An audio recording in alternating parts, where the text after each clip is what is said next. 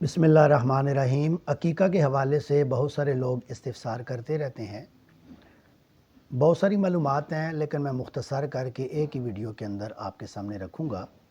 सबसे पहले तो ये ज़हन में रखें कि अकीक़ा कहते किसे हैं लुग़वी एतबार से।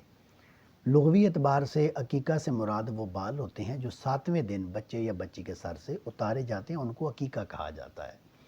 और इस्तिलाही माना के लिहाज से बच्चे या बच्ची की तरफ से अल्लाह तबारक व तआला की राह में जानवर को ज़िबा करके उसका खून बहाना, इसको अकीक़ा कहा जाता है। अकीक़ा करना सुन्नत मुस्तफ़ा सल्लल्लाहु तआला अलैहि वसल्लम है। नबी करीम अलैहिस्सलातु व तस्लीम ने हज़रत इमाम हसन और हज़रत इमाम हुसैन अलैहिस्सलाम का 7वें दिन अकीक़ा किया, सर के बाल उतारे और आपका नाम भी रखा। अकीक़ा करना क्यों ज़रूरी है? इसकी पहली वजह तो ये है कि नबी करीम अलैहिस्सलातु व तस्लीम ने इसका हुक्म इरशाद फरमाया है। किताब का नाम है बुखारी शरीफ, 5वीं जिल्द है। नबी करीम अलैहिस्सलातु व तस्लीम ने इरशाद फरमाया, यक़ूलु माल गुलाम अकीक़तुन फ़अहरिकू अन्हु दमन व अमीतु अन्हुल अज़ा। अल्लाह के नबी ने इरशाद फरमाया, बच्चा हो या बच्ची, उसकी तरफ से अकीक़ा करो। फ़अहरिकू अन्हु दमन, उसकी तरफ से खून को बहाओ। व अमीतु अन्हुल अज़ा, और फिर उसके सर के बालों को उतारो।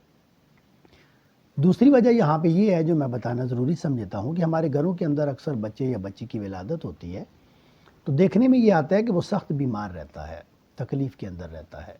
तो उसकी एक वजह तो ये होती है कि हम उसका अकीक़ा नहीं करते।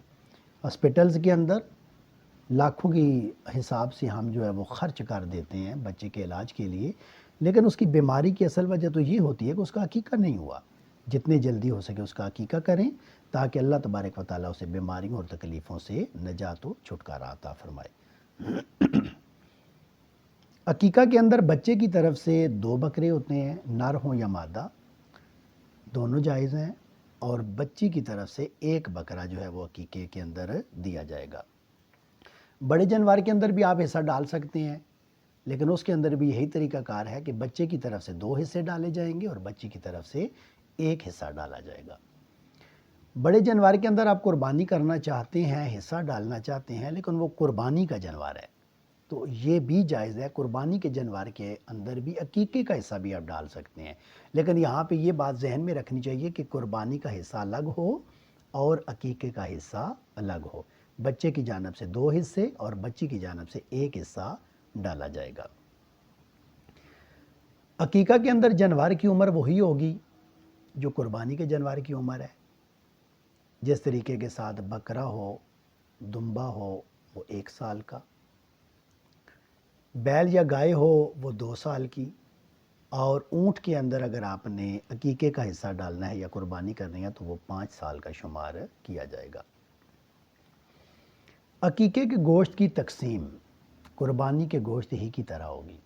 3 हिस्से बना लें गोश्त के, 1 हिस्सा अपने लिए रख लें, 1 हिस्सा अजीज़ व अक़रबा के लिए, और तीसरा हिस्सा आम लोगों के अंदर आप ग़ुरबा के अंदर तकसीम कर लें।